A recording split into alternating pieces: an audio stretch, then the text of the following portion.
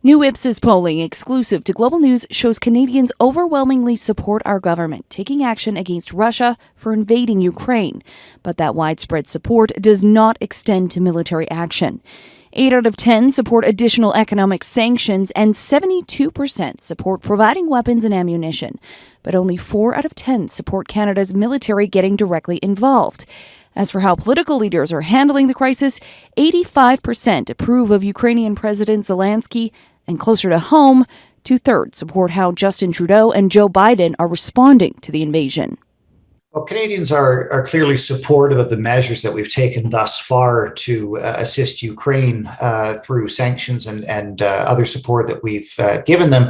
But there does appear to be a line in the sand, and that line is direct military confrontation.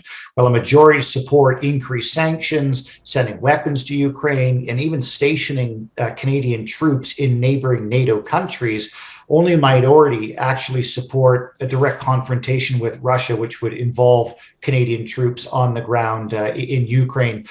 Perhaps Canadians recognize that, if the conflict escalates, nuclear weapons could be involved, and so that we haven't reached that point yet, and hopefully we don't reach that point. But to date, Canadians are supportive and believe, in fact, that we need to do more. Only 1 in 10 Canadians believes that Canada has done too much. So clearly there's an imperative. We don't just expect other people to help. Canadians want to help themselves also. Canadians, I think, are unsure of what the future holds. This is a very unpredictable situation. Mr. Putin is an unpredictable person. And so not knowing what the consequences of actions are going to be, I still think that there's a significant minority of Canadians who are cautious in their approach because they don't want to escalate the situation further. Where we do see some hesitation among Canadians is the degree to which some of them are willing to accept the economic consequences of the sanctions, for example. We see that Canadians are roughly split in half as to whether or not Canada can actually afford to kind of weather the economic storm that we're collectively bringing upon ourselves through the sanctions. We're seeing it at the gas pumps, seemingly going up every day. And in fact, many Canadians, less than half, but still many, say that they personally aren't prepared to spend more money at the pumps in order to enact these sanctions. Now, there's a clear split on that feeling, and the split is by generation. Younger people saying that they can't afford it; they're not willing to pay more at the pumps, for example. Older people say, they've got no problem doing so.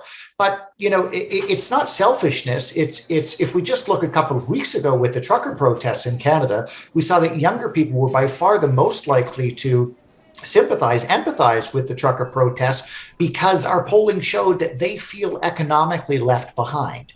So many of them are already struggling to make ends meet.